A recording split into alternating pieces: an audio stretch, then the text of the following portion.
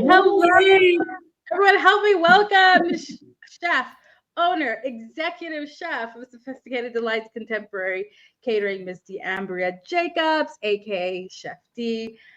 Did I leave anything out?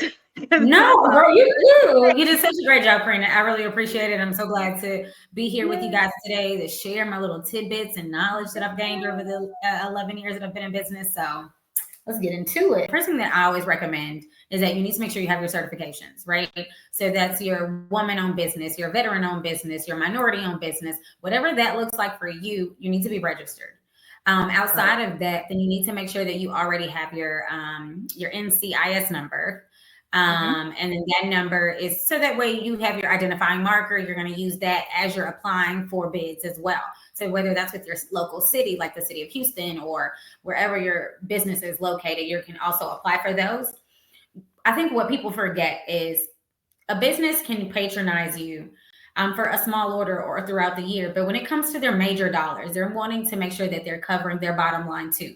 And so they're looking at tax advantages and tax breaks. And so by utilizing businesses that are actually registered, they're saving money too. So as good as your food is, they may still choose someone else because they're a registered agent and you're not. So making sure you take the time. Yeah, making sure you take the time to do that. And then once you do the registration and you put your name in that large database that they're going to search through if they're a military base or anything like that, large businesses. The next part is go to their website. Go to their diversity and inclusion portion on their website. If you're a minority, if you're a woman, right, veteran, on any of those things, you're going to go on their website and then you're going to also register to be a vendor with that company. Once you do that portion of it, then you're in this database, you're able to find it. Now comes that's the automated part. Now comes how do I get my name in front of these people, right? And so once I've gone on their website, a lot of times you're going to get a response. Once you've become a registered vendor, it's going to give you a point of contact. That is what you want to keep. You want to hold on to that point of contact. It may change over the years, but keep it because whoever's next up is still going to be coming through that same similar email or portal. That's the person I want to make contact with. That's who I want to impress. Yeah, that sounds like that's who I want to impress. Because once I've done that, then I can say, hey, I'm a registered vendor with you all. I know you've never tried my food. I know I've never been to your facility. I would love to set up a time to just walk the premises if that's okay. So in the event that we have an event, then we can be ready to go for you all. It shows initiative, it shows creativity. Yeah, and they're excited about it immediately. They're like, yeah, come on.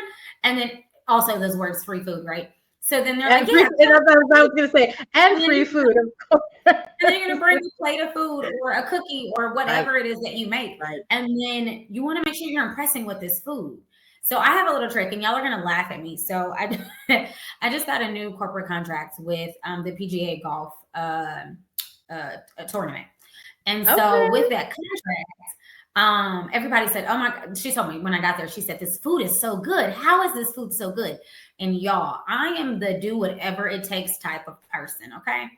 And so in the back of this truck that so I had like a U-Haul type of cargo van situation. I'm cooking in the back of this truck on site. Like I get to the because I want to make sure that this food tastes. I know that if I'm driving, because my kitchen physically from their resort is about an hour, in the Dallas Irving area, it's about an hour. And so for me, I'm like, if I've got to travel for an hour, I'm compromising the integrity of this food. Is it going to be hot? Is it going to be show stopping? And again, you're not just providing a meal that particular day, you're literally selling yourself on a plate.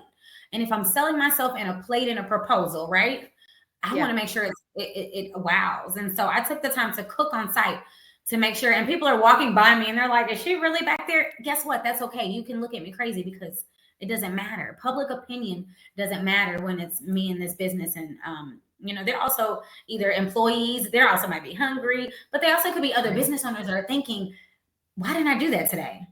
Right. And I know every situation, you're not going to be able to do that. But I think that you have to remember that the moments that you're taking to meet with these businesses to garner their business, if you don't use it to the best of your ability, you really honestly just shouldn't have done it. If you aren't able to give it that 100%, you don't want to give them a representation of you that isn't that. because ultimately, again, they're going to go elsewhere, or that's now going to be the vision that they have of you and your brand. And it's so hard to erase negative thoughts behind your brand.